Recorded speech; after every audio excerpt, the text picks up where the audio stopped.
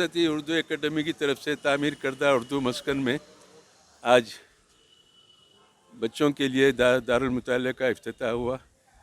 ہمارے ڈائریکٹر صاحب غوث صاحب نے مجھ سے ٹائم لیا تھا، ابھی تھوڑی دیر پہلے اس کا افتتاح ہوا. اور اردو ادب کے دوست محبان اردو کافی تعداد میں اس میں شریک ہے. اور یہ ایک بچوں کے دارالمطالعہ کا یہاں جو قیام ہوا عمل میں لایا گیا، پرانے شہر کے بچوں کے لیے ایک اچھا موقع ہے. اردو کے کتابوں کا مطالعہ کریں، اردو کے فروغ کے لیے ایک اہم ذریعہ ثابت ہوں گا. میں اکیڈمی کے ذمہ داروں کو مبارکباد دیا، شکریہ ادا کیا.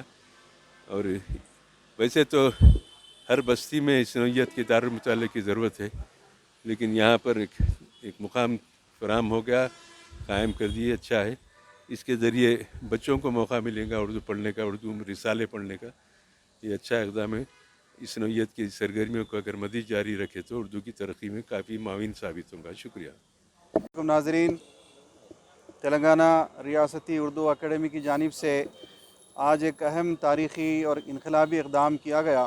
آج ہم نے اردو مسکن خلوت میں بچوں کے لیے دارالمطالعہ، جس کو ہم نے گوشہ اطفال کا نام دیا، آج ہم نے اس کا افتتاح کیا.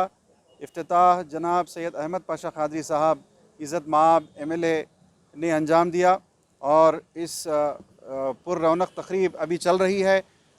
جامعۃ المومنات اور دیگر قریبی اسکولز کے بچوں نے شرکت کی اور کر رہے ہیں. اور ہم اس لائبریری کے ذریعے سے یہ چاہتے ہیں کہ بچوں کے اندر پڑھنے کا شوق پیدا ہو.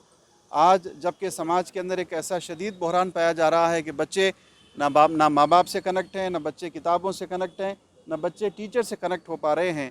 ایسے وقت میں جبکہ بچوں کو ایموشنل انٹیلیجنس کو بڑھانے کی ضرورت ہے، میں خواہش کرتا ہوں اسکول انتظامیہ سے، میں خواہش کرتا ہوں بچوں کے سرپرستوں اور والدین سے کہ اردو مسکن میں قائم یہ لائبریری، یہ گوشہ اطفال سے بھرپور استفادہ حاصل کریں. یہاں ایک ایسا لٹریچر رکھا گیا ہے بچوں کا، جس میں مختلف قسم کے مصنفوں کی کتابیں یہاں پورے ہندوستان سے منگا کر جمع کی گئی ہیں. میں گزارش کرتا ہوں تمام بچوں سے کہ اس لائبریری کو وزٹ کریں، یہاں کے لٹریچر سے فائدہ اٹھائیں اور اپنی ذہنی اور ایموشنل انٹیلیجنس کے اندر اضافہ کریں. السلام علیکم.